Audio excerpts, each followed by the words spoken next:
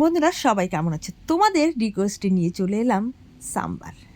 তো সন্ধ্যাবেলায় মনে হচ্ছিল কি খাই, একটু টক ঝাল কিছু খাই, কিন্তু বাজারে যেতে ইচ্ছা করছিল না। তাই ভাবলাম বাড়িতেই বানিয়ে নিই একটু সাম্বার। সেটা আমরা মাঝে মধ্যেই বানিয়ে নিই। চলো তোমাদের সঙ্গে পুরো রেসিপিটা শেয়ার করি। তো চলো, প্রথমে কিন্তু আমি সাদা তেল দিয়ে দিয়েছি, তারপরে একটু সর্ষে আর একটু মেথি ফোড়ন দিয়েছি, শুকনো লঙ্কা ফোড়ন দিয়েছি। এর মধ্যে দিয়ে দিয়েছি কিন্তু আমি আদা একটু গ্রেট করে, আর সঙ্গে দিয়ে দেবো 1 চিমটি হিং। আর এই যে কারি পাতা, এটা তো আমাদের স্কিনের জন্য ভালো, চুলের জন্য খুবই ভালো, সেটা কিন্তু দিয়ে দিলাম। আর এটা না হলে তো সাম্বার হয় না। এরপরে কিন্তু আমি আমার যে টমেটোটা কেটে রেখেছিলাম সেটা দিয়ে দিয়েছি। তো টমেটোটা একটু ভাজা ভাজা করার পরে তারপরে দিয়ে দেবো লবণ। আর আমরা কেটে রেখেছিলাম সবজি, বাড়িতে যে কটা সবজি ছিল সেইগুলোই সবজি দিয়ে দিয়েছি। তোমাদের বাড়িতে যে সবজি থাকবে সেই সবজিগুলো দিয়ে দেবেন। যারা ডায়েট করো বা ডায়েট করছো তাদের জন্য এই রেসিপিটা ভীষণ ভালো, খুবই ভালো লাগবে তাদের জন্য। তো অবশ্যই তোমরা কিন্তু অবশ্যই ভালো লাগলে, তোমরা যেহেতু আমাদের ফ্যামিলি, তাই আমরা মাঝে মধ্যেই তোমাদের সঙ্গে শেয়ার করি।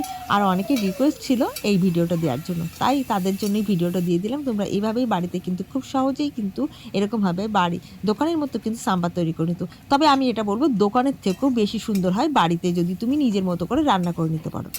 আর সেটা আমি করে নিলাম।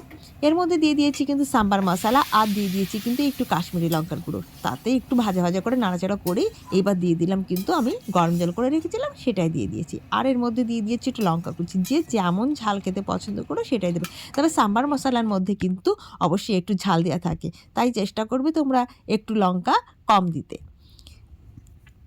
আর এদিকে তেঁতুল তো দিতেই হবে, গরম জলে তেঁতুলটা কিন্তু ভিজিয়ে রেখেছিলাম, আর তেঁতুলটাকে একটু গরম জলে চটকে নিয়েছি। আর এইদিকে আমার সেদ্ধ হওয়ার জন্য ওটাকে আমি একটু ঢাকা দিয়ে রেখেছিলাম, কারণ ঢাকা দিতে হবে, সবজিটা একটু ভালো করে সেদ্ধ হতে হবে। সবজিটা যত ভালো সেদ্ধ হবে তত কিন্তু ভালো ভালো হবে রান্নাটা।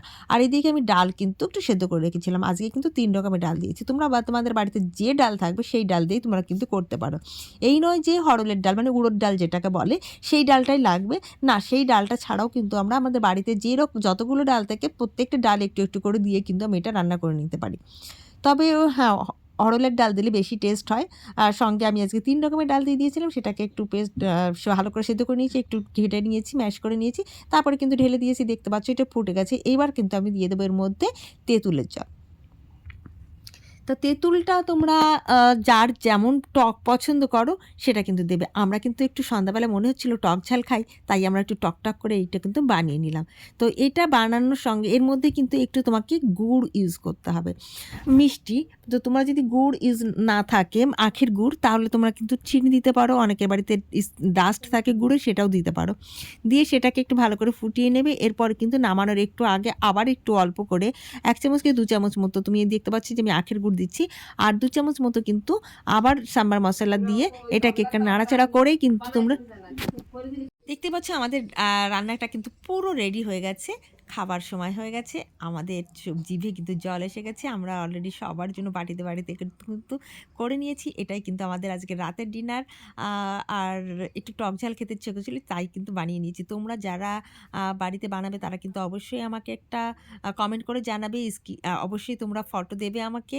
আর কার রান্নাটা কেমন হচ্ছে সেটা কিন্তু অবশ্যই বলবো। আর অবশ্যই সবাই পাশে থেকে এইভাবেই সাপোর্ট করে যেও।